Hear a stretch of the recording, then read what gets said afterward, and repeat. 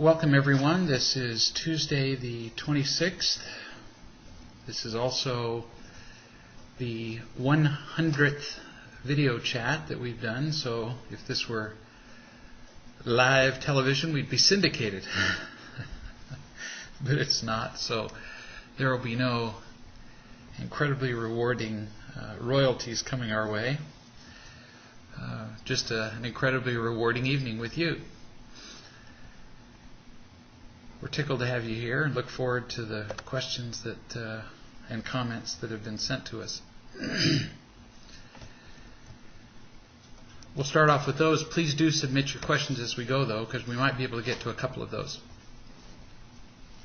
Here's somebody who says, I'm struggling with what to do with some information I received about my husband, Sam. I want to know whether sharing this feedback with him is a loving thing to do or not, or if it's my business.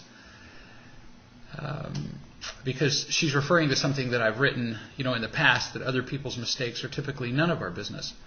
She says, my sister and brother-in-law are very easygoing people who are pleasant to be around, and Sam mentions often how he likes them. Recently, when my sister and I were away visiting relatives, he and my brother-in-law went golfing, something they both like. But the day turned into a nightmare for John, my brother-in-law. When they went for dinner afterward, because Sam struck up a conversation with a woman that they met there in the restaurant, whom they'd never met before, and her 18-year-old daughter. Sam just talked with this woman for an hour and a half, listening to all of her problems, and as John said, didn't say another word to John. So you can picture this. These two walk into the restaurant, he meets this perfect stranger of a woman, strikes up a conversation, and spends an hour and a half talking to her, and ignores his dinner companion. Which annoys his dinner companion and also annoys the daughter of the woman. So, John was ready to go after the first 5 minutes. He was tired of this business, but he didn't say anything because he felt trapped. And she says John avoids confrontations like that and didn't say anything. But even if he had, Sam would very likely have just said, oh, no, let's just stay a little while longer. So John was miserable for the whole evening. And then later on, when he went home, he vented to my sister about it, and then kept venting about how Sam is selfish about a lot of things, like when they golf.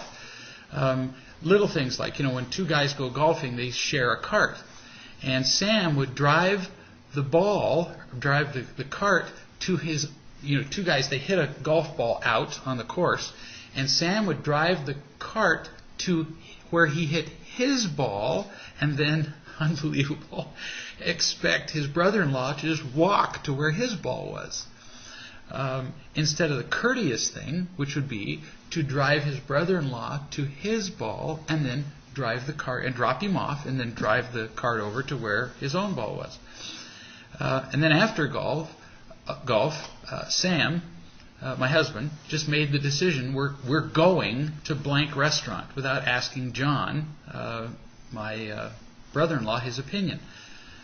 So over and over during the evening, he just kept making little, really thoughtless decisions and doing little thoughtless things. And this is not new for Sam. He doesn't ask others what they want. He just directs how things are going to go.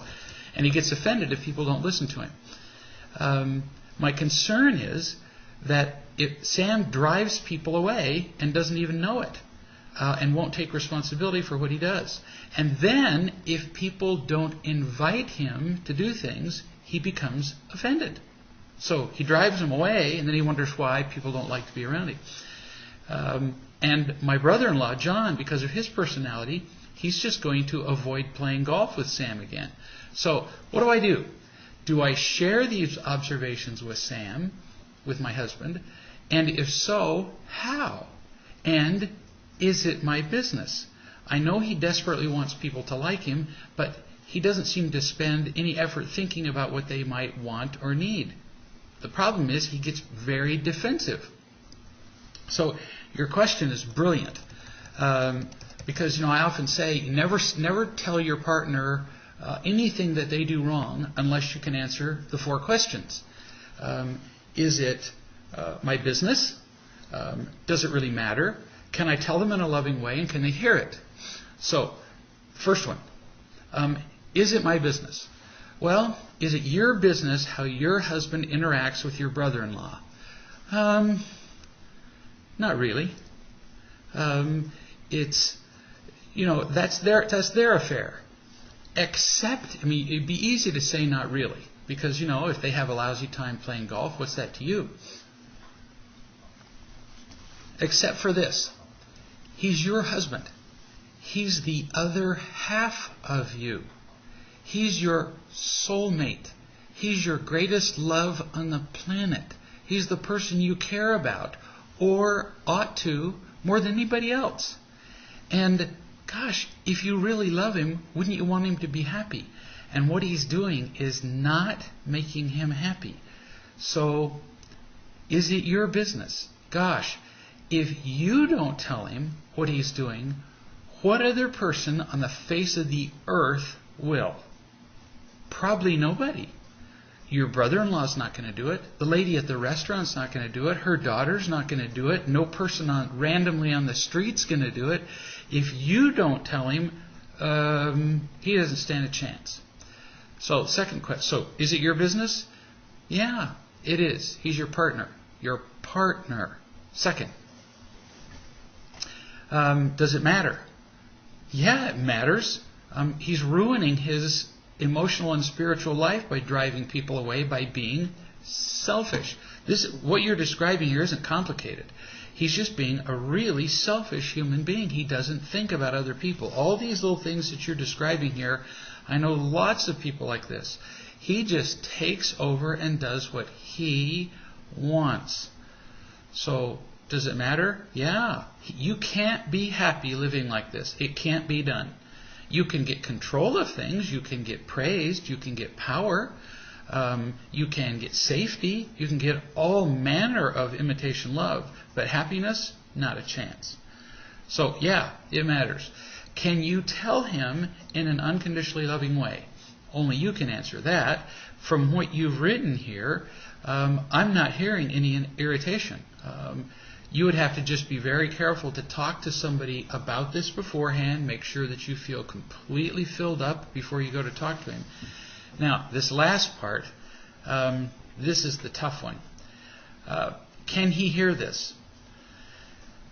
I don't know. Because what you're describing here isn't like an issue. It's not like a little sidelight. It's not like,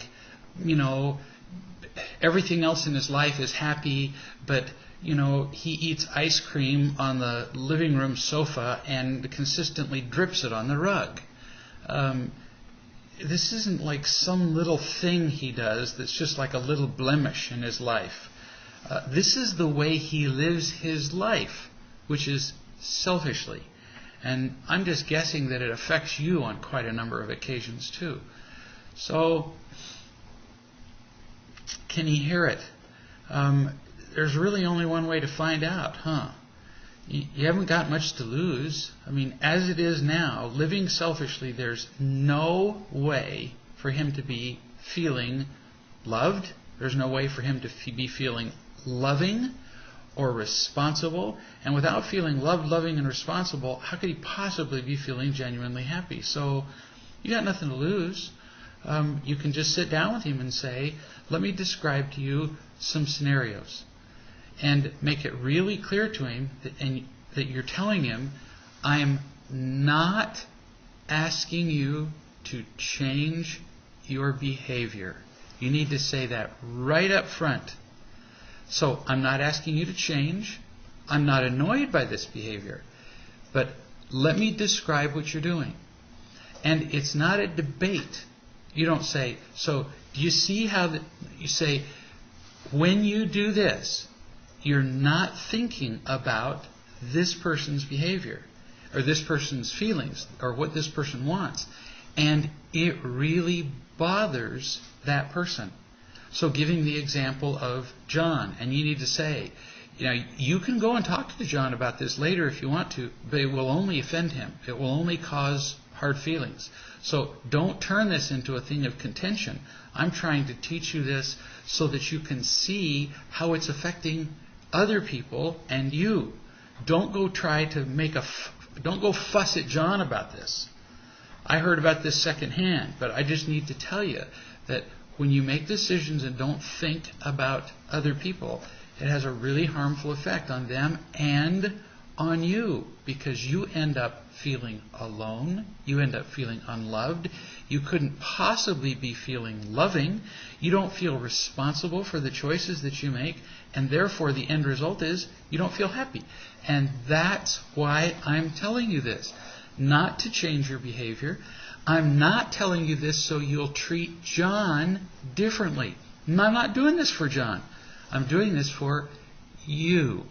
And then you might give him a couple of other examples, because I'll bet you can think of 100 off the tip of your tongue.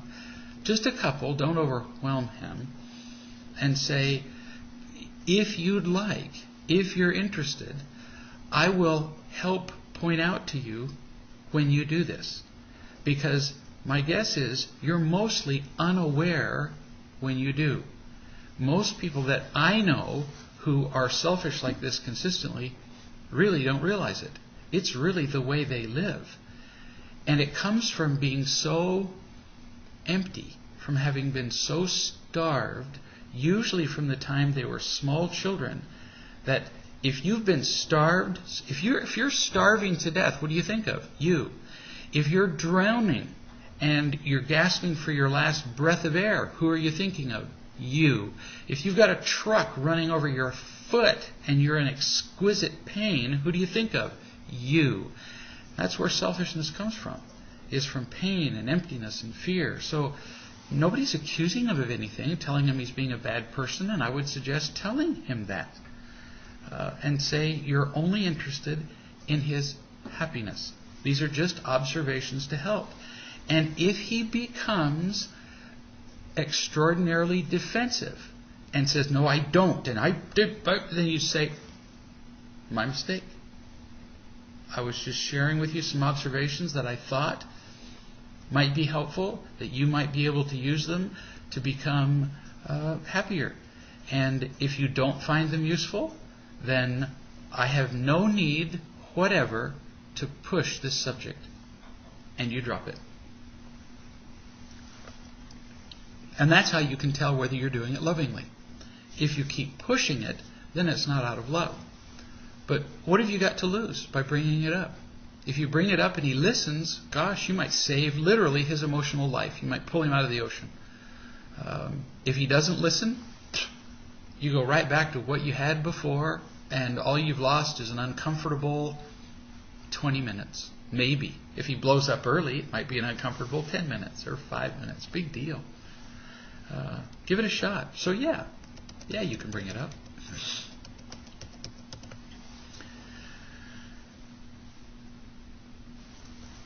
Here's I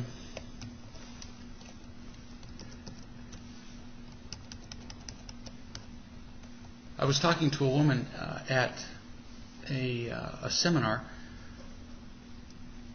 and she was telling me about her son who had pretty much taken over her home. He's like 14 years old, and this woman has been so frightened all of her life that she has just no idea how to be loving, no idea how to feel loved, and no idea how to say no to a child. And here's a boy who's lived back and forth between her house and her ex-husband's home, and pretty miserable boy. And now he's living with her. And this 14-year-old boy has just taken over the home. Literally runs the house at 14. Tells her what to do, curses at her, screams at her, threatens her physically, uses vile language at her, as in loudly and in her face, threatens her, yells at her, uses vile language with her young daughter, and asked me what I thought she should do. Other than shooting him, I suggested that she needed to put a stop to his behavior immediately. A child who at 14 is that out of control really needs to feel like somebody cares about him enough to tell him what rules are. And it's loving to say no. It's loving to say no. We benefit, we're happy when we're loved, loving, and responsible. And we can't feel responsible, nor can we be loving in the absence of obedience to rules or laws and caring about other people, which means being responsible and following rules and order and laws. And so I suggested to her that she say to him, you know, if you're angry, I understand. You get to be angry, you get to be resentful, you do. But you don't get to yell and scream. You don't get to frighten me. You don't get to frighten my daughter, your sister.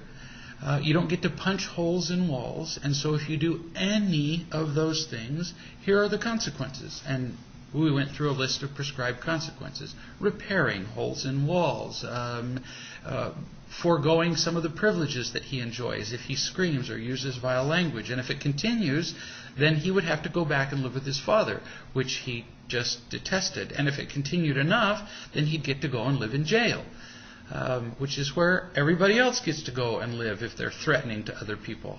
If I, as an adult, come into your house and threaten you and punch a hole in your wall and use vile language, I go to jail. And the same rules need to apply to young men when they behave that way in their homes. So she did that. And she went home and she writes and tells me this. She says, the day after the conference, my son, through one of his violent escapades, put his fist and his head through the wall. Now, I do admire him at least putting his head through the wall, because at least that's taking some responsibility for his behavior. If you're going to hurt something, at least hurt your own head. She said, I had a bit of courage and told him that he had to go live with his dad until he was ready to have a talk about his behavior and rules at my home. I have not seen or heard from him until just now. I think my estimation is that would have been something like 3 to 4 weeks. And now he wants to talk tomorrow. I have more courage now and can do what is necessary in talking to him without being tearful. Good for you. So, what do I say? I need advice about what to say to him. And my daughter, by the way, says that since I threw him out of the house and sent him to his dad's house, that he's been way nicer to her. So she says, thanks for the advice. Kids really don't like being out of control. They really don't want to rule their own completely chaotic universe. They really want a safer universe where there are rules. Which of us would like to live in a rule where the law of gravity applied periodically? It would be terrifying, wouldn't it, if gravity worked occasionally? Now, there are times, I realize, that when we are, for example, driving our cars off a cliff, when we would wish that gravity could be suspended, but it would be way worse if gravity only worked intermittently. We actually rely on it to keep our feet on the ground. And interestingly, it works that way with kids. Kids need there to be rules of relationships and love and behavior. Those rules make them feel safe. And when there are no rules, it's a crazy, fearful world for them to live in. And this boy's been living in such a world. So, when you get together with him, first emphasize how much you care about him. And tell him that you've really screwed up prior to now in not being more vocal in 2 ways. That you haven't told him enough that you care about him, and that you have not been consistent in expressing to him the guidelines that need to be kept, and that you haven't taught him how to live. It's not just about restricting a child. We think that raising children is all about restricting. Don't do this and don't. You also haven't taught him how to live. Do you see? It's not just that you haven't given him consequences and told him what not to do. You haven't taught this boy how to behave. You haven't told him how to be a boy. You haven't told him how to interact with people. You haven't taught him how to be loving toward people. And I realize that in great part, It's because you didn't know how to live. I mean, for much of your life, you've been quite a mess, because I know a fair bit about you. You didn't know how to do any better. And tell him that. Say, I really screwed up with you, sweetie. And I just didn't know any better. So tell him you love him, and that part of loving him is that you want him to be happy. And people cannot be happy without being responsible. It can't happen. Irresponsible people are never happy. Oh, sure, they can have a good time. Yes, they can always go out and drink and have sex and buy toys, and they can have fun. But in the end, it always comes crashing down around their ears. They can't be genuinely happy. And you're willing to let him make all kinds of mistakes while he lives with you. Oh, we all make lots of mistakes. But he has to be responsible for the mistakes that he makes, just like all the rest of us are. You're not picking on him. When you make mistakes, emphasize this to him. You have to be responsible for them. If you don't show up at work, there are consequences that you have to suffer. If you drive too fast on the highway, they pull you over and they give you a ticket. In every aspect of life, you are held responsible for your mistakes. And he has to be too. And if you don't teach him that here at home, the world will teach him that. And the world will teach him that with an iron fist and a club and a hammer and with jail bars. No kidding. So it's easier to learn it at home. So teach him the simple rules that you require him to live by, and then teach him what the consequences of his behavior will be if he breaks the rules. Simple. You keep the rules, it's going to be fun. You don't keep the rules, here are the consequences of breaking them. We've gone over some of those. And if he agrees to that, he'll like it. And that's how uncomplicated it is. That's how uncomplicated life is for the rest of us. As long as we go by the rules, gosh, you pretty much get to do what you want. You don't, then, you pay. So keep it simple with him, but emphasize how much you love him.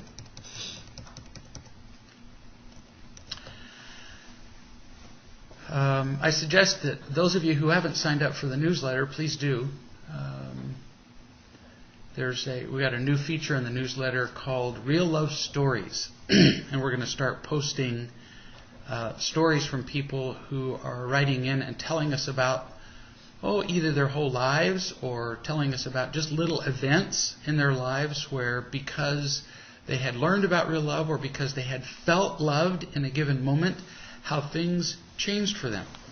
And we just had a little story sent in to us just the other day from a lady whose husband is serving in the military in Afghanistan, I believe, and how her marriage has completely changed because she picked up the Real Love book somewhere and had it for, a couple years, I guess, before she read it, and how she and her husband now are just having a delightful relationship. So I was going to read that here, but it's coming out to you in your newsletter like it's being mailed out right now. So it may be coming in your electronic door as we speak.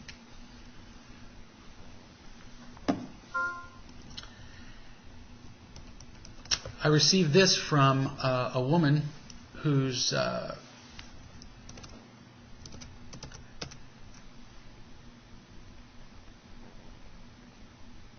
husband, let's see here. Actually, let me go do a question live. I was on a conference call last night, and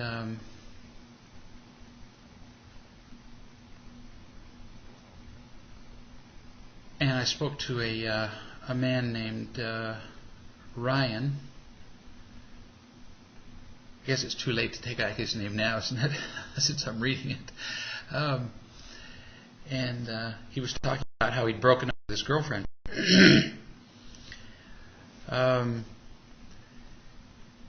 And he was talking about how he regretted that he'd broken up and how he was, in pain from having broken up with her.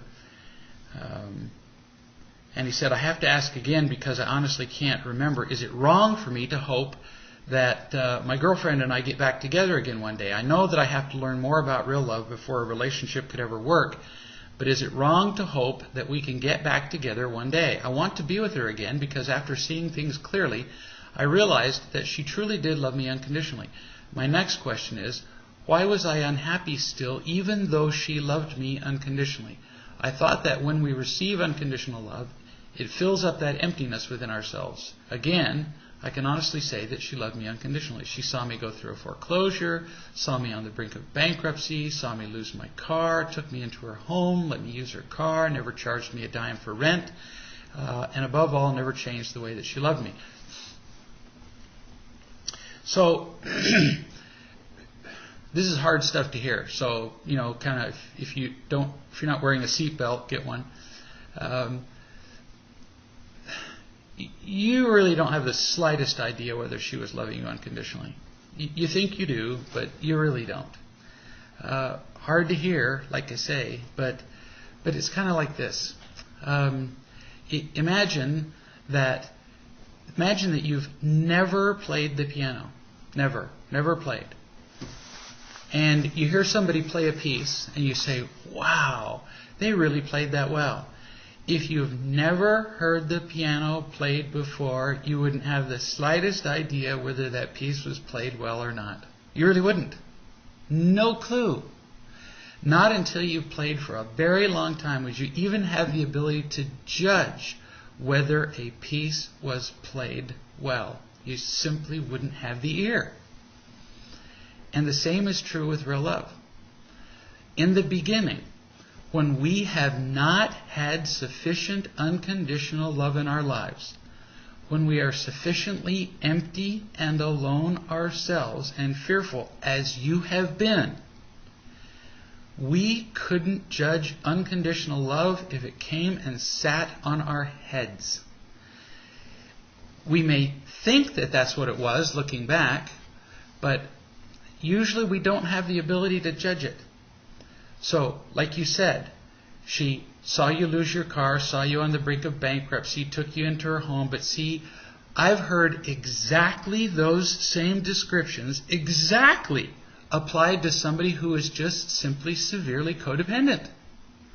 Somebody who will allow whoever they're living with to do any number of things, and they'll let them continue to do those things. They'll let them continue to screw up, and they'll stay with them just because they need somebody to be with them.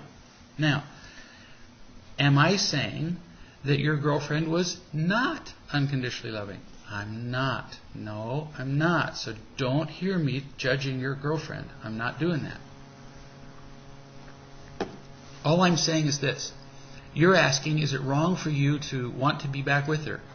All I'm saying is, at this point, what you need to focus on is just getting more unconditional love for you. Period.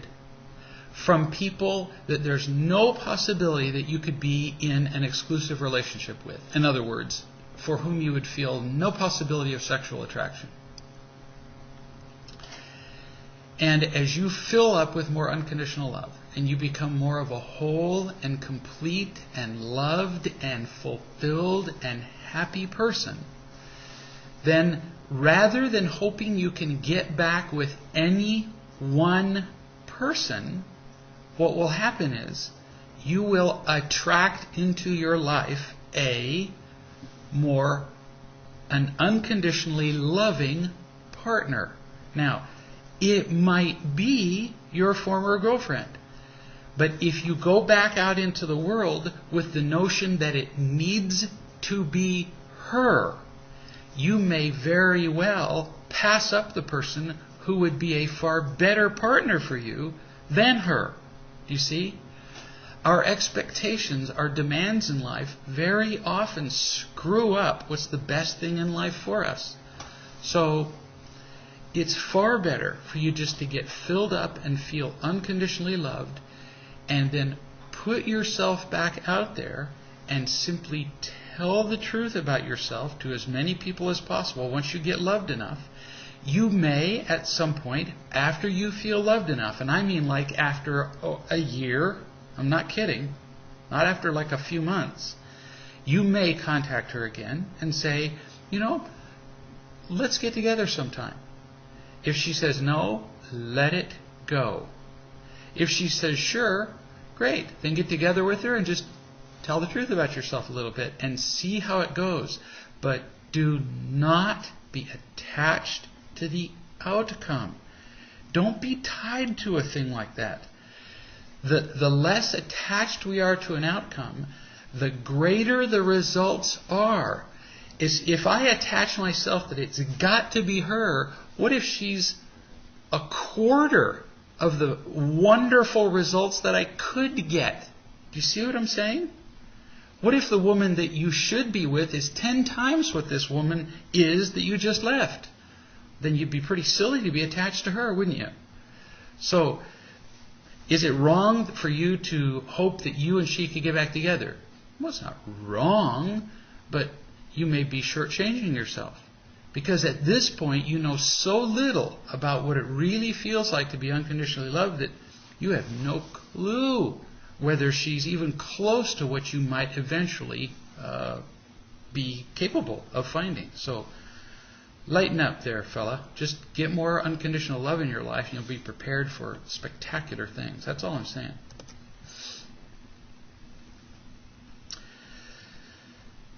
I was talking to a woman,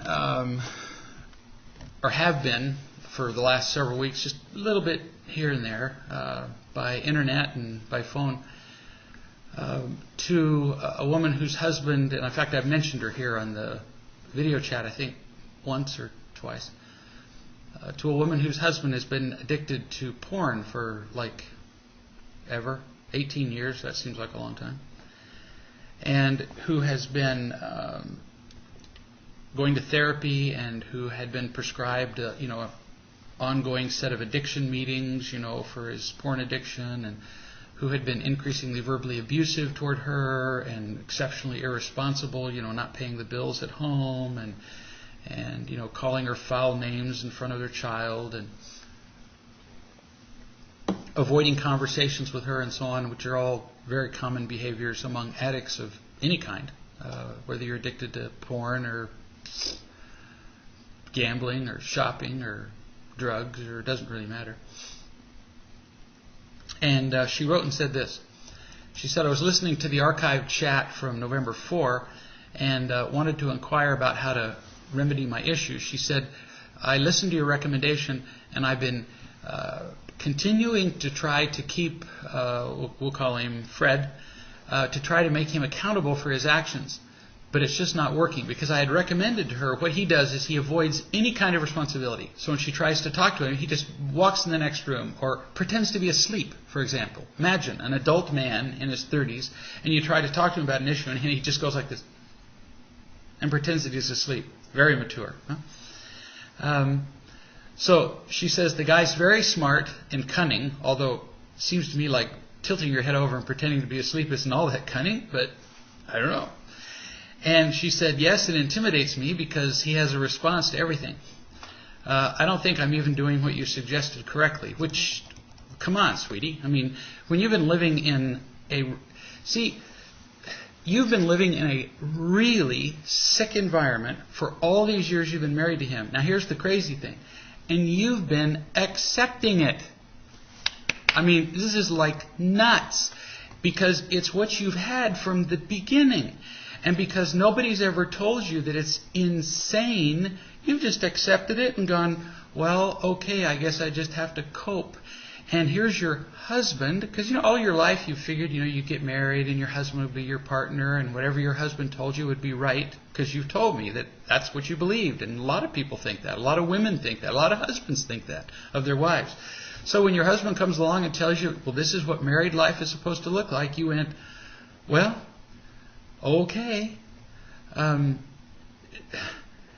you've just accepted this as normal married life. It's not. Well, it may be average married life, well, a little below average in this case, but it's insane. It's completely unloving. It's not to be tolerated. Something has to be done. But you've gotten used to it. And so when you say that you don't think you're doing what I suggested correctly, well, of course you're not. You've lived in crazy land all these years, and then I've come along and suggested, all right, why don't you do things a little differently? Well, of course you're going to make changes gradually and make mistakes. Of course you are. So when he walks away from a situation, I follow him and I tell him that he needs to continue addressing this situation even though it's uncomfortable. And that is important because, see, all these years, what he thinks is that if he acts like a victim and like a baby and just goes, well, I just don't want to talk about it, and walks in the next room, he thinks that he'll intimidate you and you'll walk away and it'll be over with. And it's always worked. So what does he do? He keeps doing it. Well, how are you going to get him to quit that?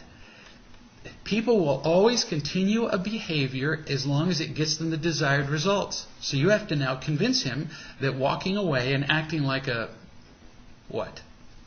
4-year-old will no longer be productive. Now the trick is to continue to hold him responsible and accountable without being witchy about it, and without being angry, and without being naggy. See? Just being accountable. So that when he says, well, I don't want to talk about it, you say, well, I understand that. I understand that you don't, but we really have to.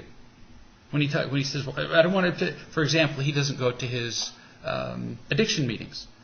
And you say, he didn't attend 4 out of his last 8 addiction meetings. Well, that's a problem. When guys start missing their addiction meetings, that means that they are either back to using or they're about to use. That's not like a question. That's what it means. And so you have to sit down with him and say, so we need to talk about this. And when he says, well, I don't want to talk about it, and then what he says is, it's none of your business. Yeah, actually it is. Because when addicts are using, it makes a marriage not difficult. It makes a marriage impossible. Because addicts are now married to their addiction. You can't do both. You can't be married and be an addict at the same time. Can't be done. So, it's your business.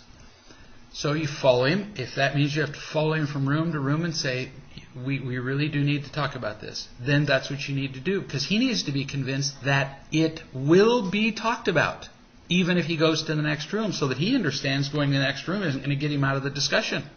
Otherwise, he'll keep walking into the next room. You continue.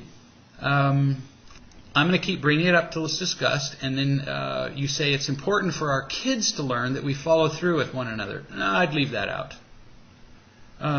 He really doesn't care that he's going to be an example for your kids. Addicts have a hard time staying sober just so that they'll be alive. So that they'll be an example for their kids is way down on the priority list. You know, that's kind of like telling them if you don't stay sober, then the kids in the Sudan will starve. They don't really care. I've been at it for 4 days trying to get him to acknowledge his mistake in missing 12-step meetings, and I'm not sure where I'm getting caught up. The other night I followed him into our room while he was trying to go to sleep, which of course he does a lot when I'm trying to talk to him, and pointed out that his missing a meeting was a mistake and asked if he recognized that. He just ignored me. So your question is, do I keep talking? Yes, you do. And if necessary, get down right next to his face and say, Fred, did you hear what I just said? So I'm going to sit here and wait for an answer. And if you need to, just reach over and touch him on the shoulder and say, Fred, you're not 4 anymore. We need to talk about this. This is something that's destroying our family, and we can talk about it now, or I can wait for 30 seconds and talk about it, but I'm not going to go away. So we can make this a long, drawn-out process that will go on all night long, or if you want to go to sleep, see, it's pay me now or pay me later. We can do this all night long, or you can talk about it right now, and then you can go to sleep in 3 minutes. It would be much faster if we talked about it now. See the reward? See, that's something that a 4-year-old understands. If you talk now, it's faster. That will help him. So, and I'm not making fun of him. I'm telling you, at his level of emotional maturity, you have to say, it will be faster if you do this now. If you keep avoiding me, it just goes on longer and longer. It's kind of like telling a kid, if you clean your room now, then you get to have your pie sooner. So then he covered his face with his pillow. Forgive me, it's just sounding so mature. He walked into the other room and back into the bedroom, trying to get me to leave him alone. He finally ended up sitting on the other side of the door of our room so I couldn't get in. Since our room is next to the baby's room, I didn't want to wake him. So I told him I'd be back in 10 minutes. I came back 10 minutes later, and he'd barricaded himself in the room with a large, heavy dresser.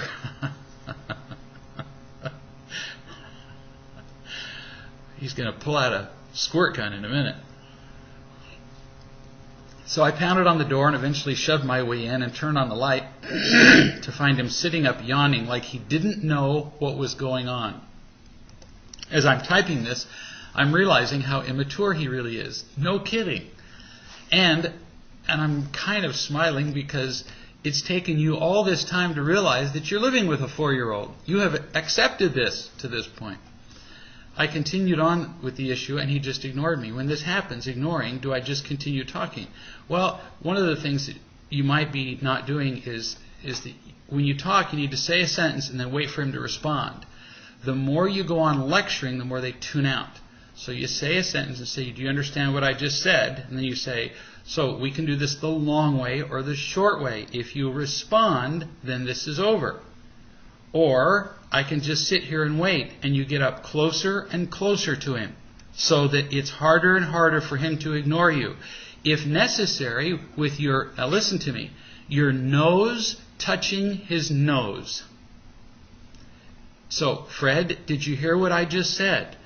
Our family is being destroyed, and one of the next steps is that you won't have a family and you will be alone. Did you hear what I just said? I'm not kidding. So you can keep acting like you're 4 and doing what you're doing now and not paying attention to me. But see, there's a consequence for every choice you make.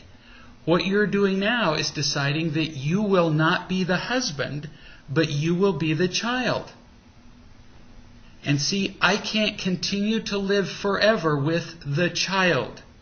So are you going to respond to me, or are you going to continue to behave like this? There is a price to be paid for every action. What are you going to do? So you need to talk to him very directly and clearly about what the choices that he's making.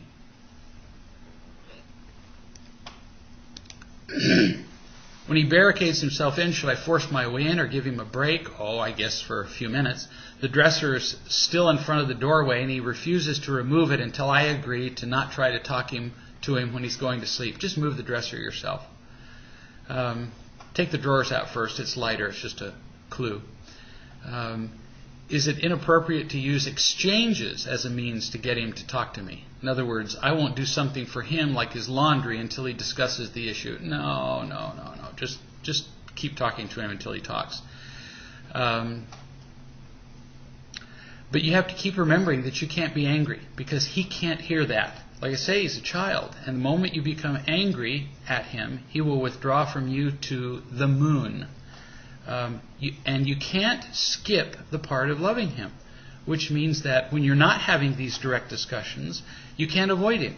So there still has to be the touching him and doing nice things for him and looking him in the eye and being overtly loving to him all the time. And if he's as withdrawn as it sounds here, you may even consider strongly saying to him that he consider going to see a physician to be at least evaluated for depression. And if necessary, set up an appointment for him. If necessary, calling his work and saying that he needs a sick day, and then telling him, I'm going to schedule a day off for you at work, I'm going to schedule a doctor's appointment, and I'm going to go in with you to see the doctor. Never schedule an appointment for somebody who is emotionally impaired for an evaluation for depression and then send them in by themselves to give the history. Depression is a diagnosis made based on history. And people who are depressed, when you ask them, how are you doing? Oh, half of them or more will say to the doctor, I'm okay. Well, so what kind of diagnosis do you think they're going to get? That they're okay. So you need to go in and describe how they're doing at home, because he'll very likely lie about it. So he's in kind of a big problem here, and you're going to have to help him. And it's because he's impaired both emotionally and mentally here that you're going to have to intrude and help him. Most of the time we don't intrude on other people's problems. But he's having problems that he cannot handle by himself. So you will have to.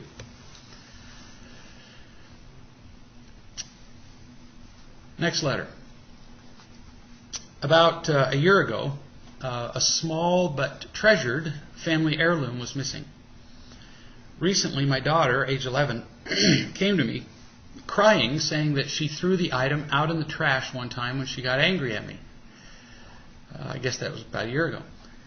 She cried for an entire evening, saying how sorry she was and can I forgive her, and she wanted to replace the item. In fact, I found her looking for a replacement on eBay.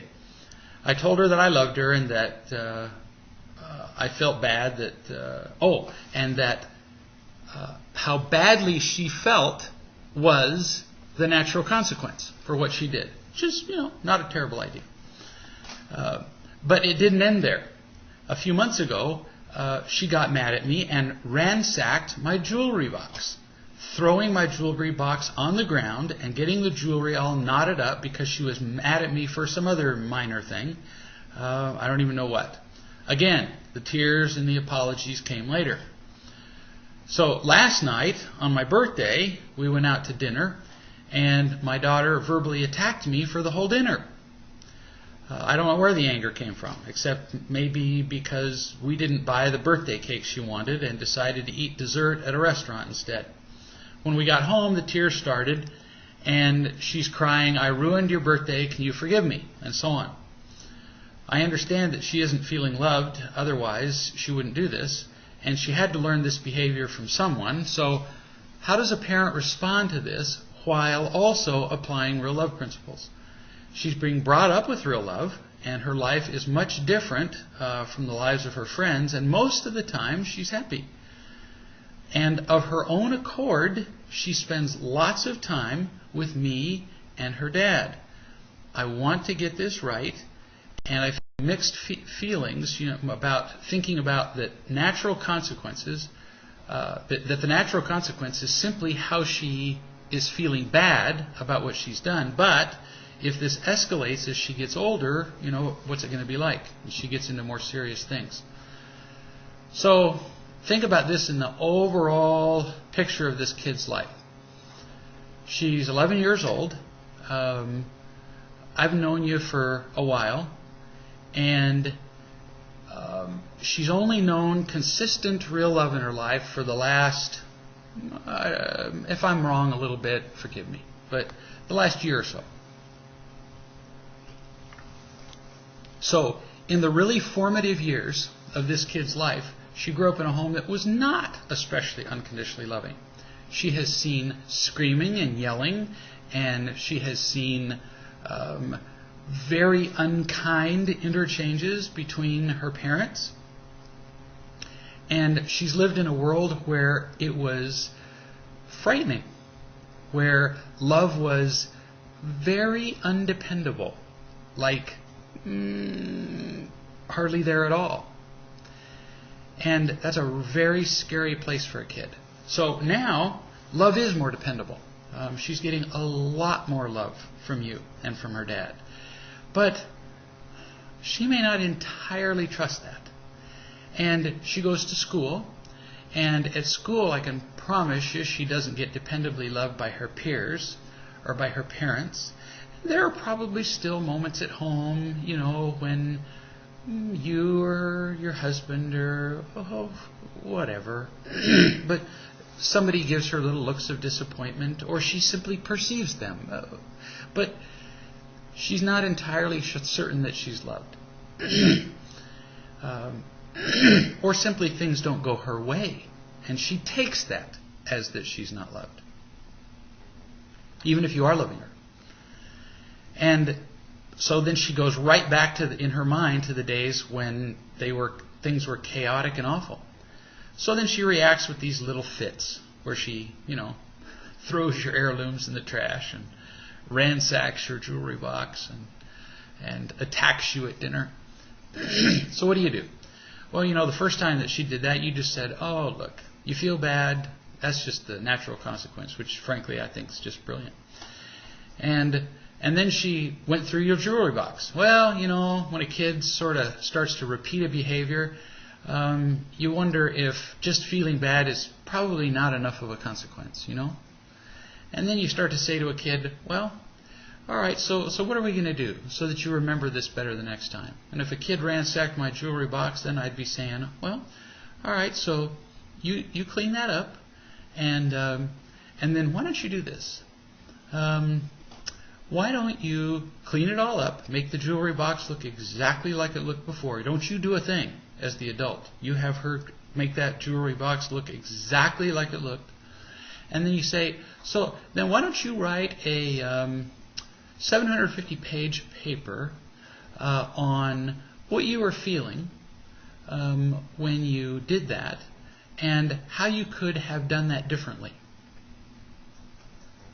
How you could have expressed your feelings differently. And then why don't you bring it to me and we'll talk about what you wrote.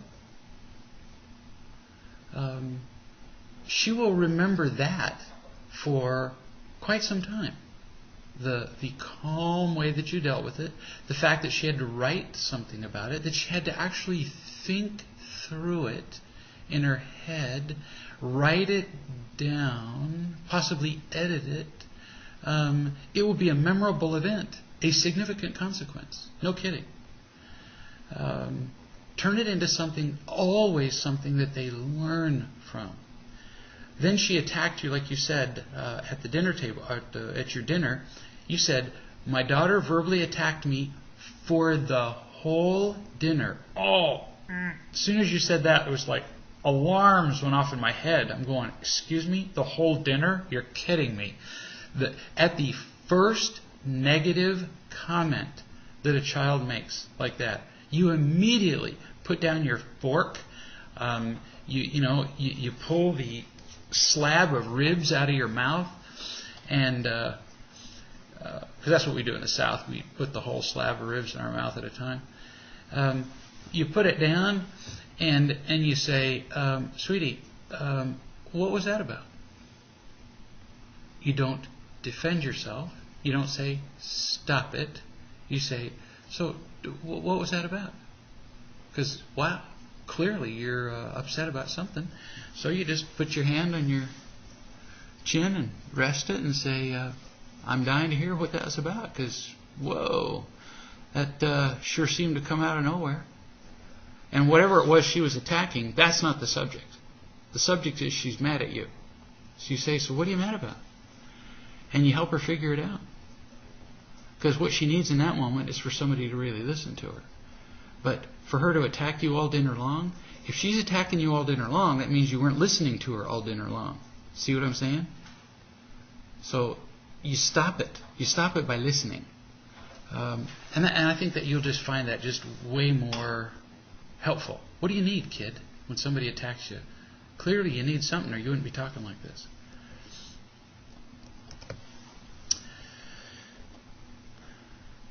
Here's somebody who says, my partner is scared a lot and talks about the knots in his stomach and more. Currently, one of his coworkers is having rage attacks at work, and then after the rage attacks, he makes nice with everyone at work. You've known people like this, you know. They blow up, and then afterward they act like nothing happened. Well, then when my partner comes home, I listen to this, and I'm waiting for my own clarity to arrive so that I can reach for some version of 8, listening. I've suggested that this might be an opportunity for him to read Real Love in the Workplace. Maybe. My goal in this process is to stay present. I don't want to rescue him, and I don't really know what to say. So tonight there will be a nice dinner ready when he comes home, but I don't want to reinforce the fear either.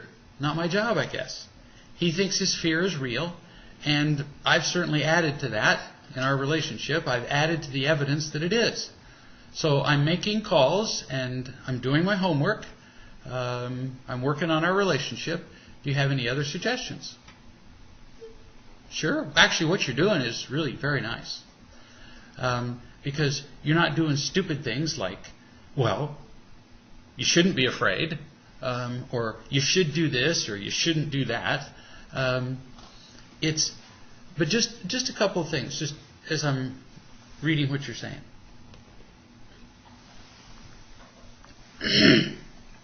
It really helps people when they're afraid, for one thing, to do what you're doing already, and that is not to be afraid with them.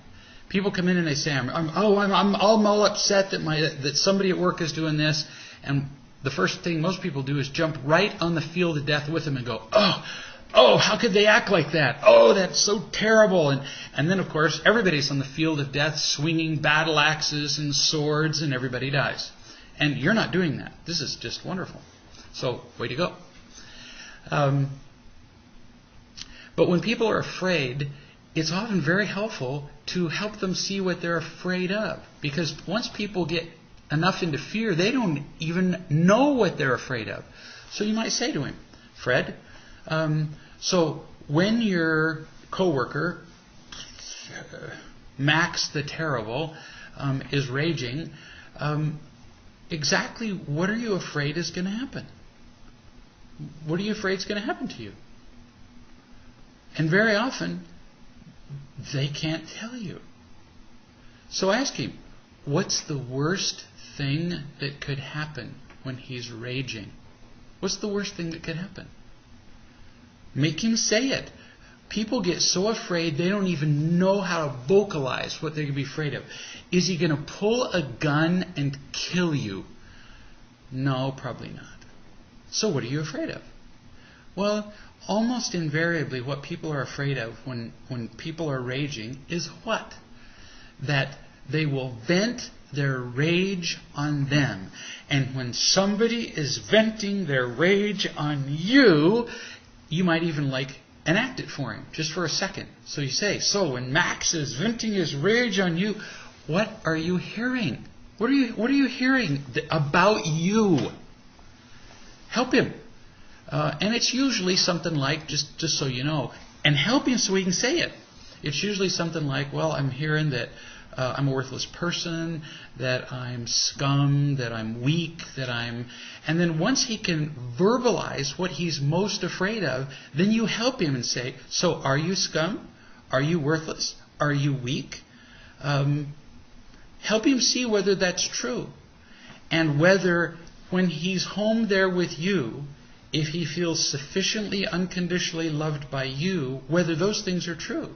And whether it would make a difference if your discussion right there with him, while he felt unconditionally loved by you, if he could carry that feeling of being loved by you to work, and if he could carry that memory of that feeling loved with him and have it in his head when that person was raging, ask him if he could see how that would make a huge difference when that person was raging at him. Because the person who's raging is what?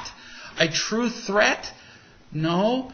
A 4-year-old brat who's telling a lie to everybody in the room.